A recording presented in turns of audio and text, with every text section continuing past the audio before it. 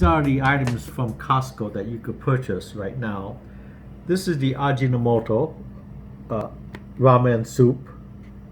You see it's got nice chunky meat and vegetables in it. This is the nest, which is a common dish in Japan. It's like an appetizer, but you usually see them a little bit bigger than that, but this is Costco's as an appetizer. Here's a panko shrimp, and then this is the tempura shrimp. Over here, we have the Ajinomoto fried rice.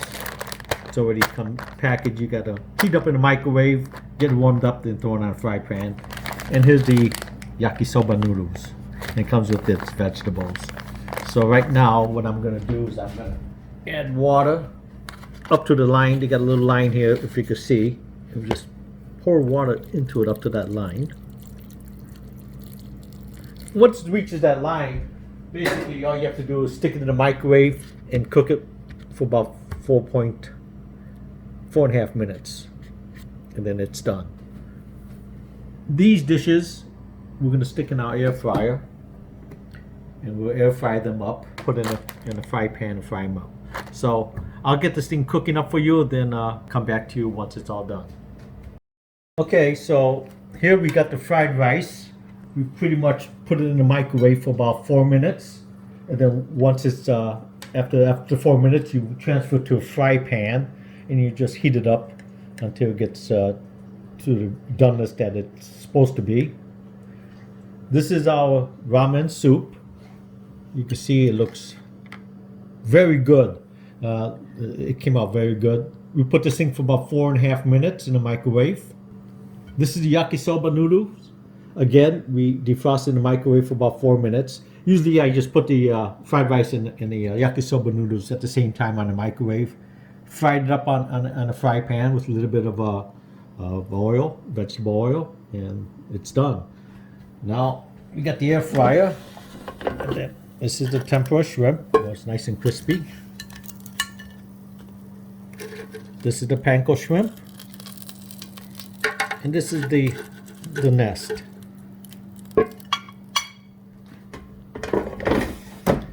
So this is all from Costco's, believe it or not.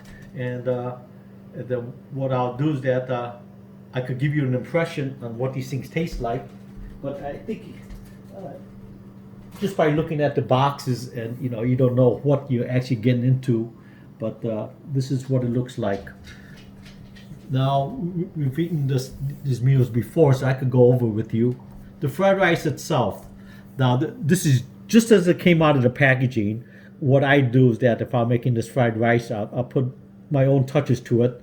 You could put bean sprouts in it. I like to fry an egg and throw it on top of it. On a scale of 1 to 10, if you want to compare this to a typical Japanese restaurant, I would have to rate it as probably 7. I mean, they do a real good job on this. This is Ajinomoto. And everybody that had this fried rice would agree with me that even people of Japanese descent says, this is pretty good stuff. Even in a restaurant, when you order fried rice, it usually doesn't come out as good as this. So this is a pretty good 7 or 8 compared to a Japanese restaurant. The soup now, this is the ramen soup. This is typical. This is Ajinomoto again. Now, Ajinomoto is the largest frozen food maker in Japan, and they are the premium one. So this is the ramen soup. Ramen soup, if you go to a Japanese restaurant, probably run you about probably $10 a bowl. This one here, you get at Costco's. I believe we spent $15 for a six pack of the bowl. If you go to any grocery store that's Asian, they charge you about $6 a bowl. So you get a good deal going to Costco on buying this as a 6-pack.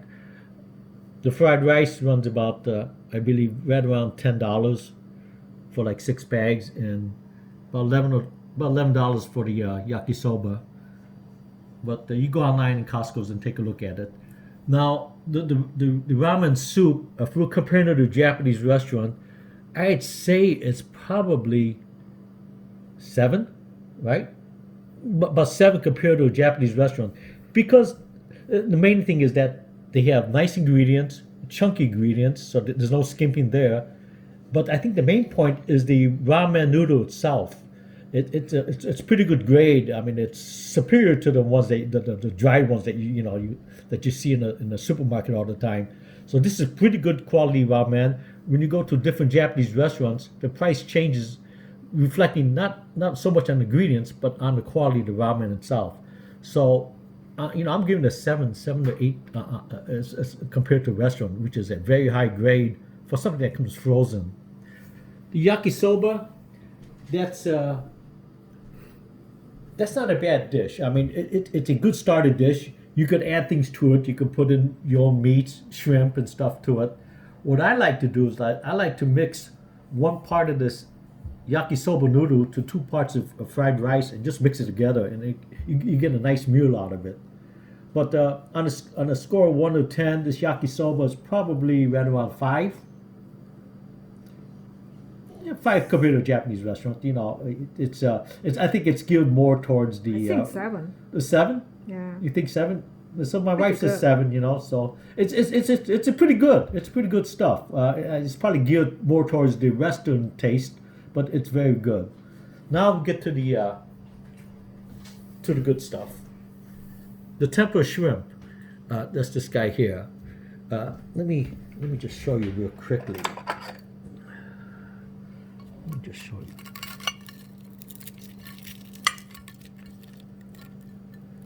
Okay, so they have a nice sized shrimp on it. It's typical what you're going to see in a Japanese restaurant. Japanese restaurant, the shrimps may be a little bit larger, but the tempura on this is very good. I mean, it's on a scale probably right around a good 7 compared to a Japanese restaurant. Japanese restaurant, the tempura is going to be a lot more lighter and fluffier than what you get here. But this is very good. I mean, we're talking about a frozen shrimp here, and it's very good. Panko shrimp.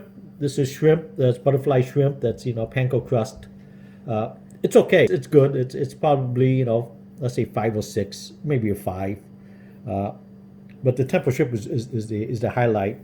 This nest here, it's okay. It's good for an appetizer. Now when you go to a Japanese restaurant, it's a lot more. It's gonna be larger. It's gonna have a lot more vegetables to it. So this is basically what onions and egg and carrots and so in some Japanese restaurants they put more vegetables in it. But this is basically is sold at Costco's as a appetizer, not as a main meal. But this is what it's going to look like if you want to eat Japanese food by Costco.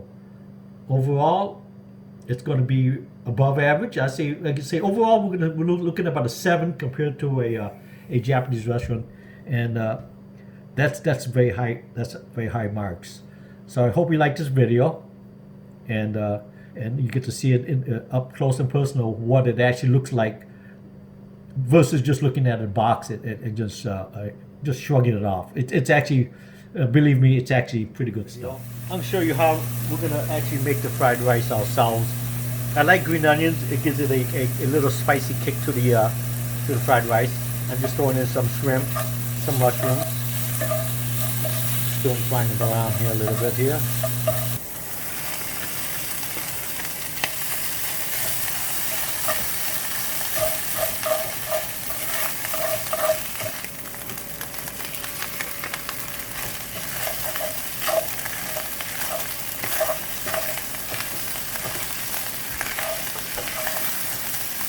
A handful of bean sprouts. You wanna put the bean sprouts in towards the tail end of the. Just want to heat up the bean sprouts a little bit. You don't want it soggy.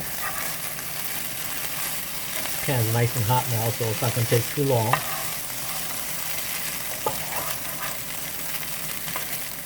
Okay, now we can see it's taking shape. It's going to look like. Now, what I do, the final touch, and this is optional, naturally, you crack an egg on top. And I'm going to take this thing and just stir it up and make it like a scrambled egg and just smother it around the top here. this. We'll just let it cook for a while. It won't take too long. It's almost done right now. You can see the egg is starting to turn color on top from the heat.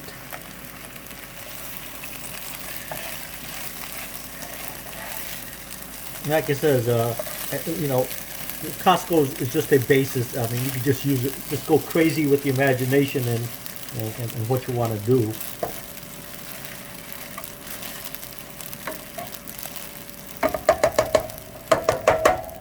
Now this is almost like a, as you can see, it's almost like a fried rice casserole. So you got meat, you got your vegetables in it, you got the egg on it, and then the egg kind of makes it stick together a little bit more. So it's a different take on fried rice.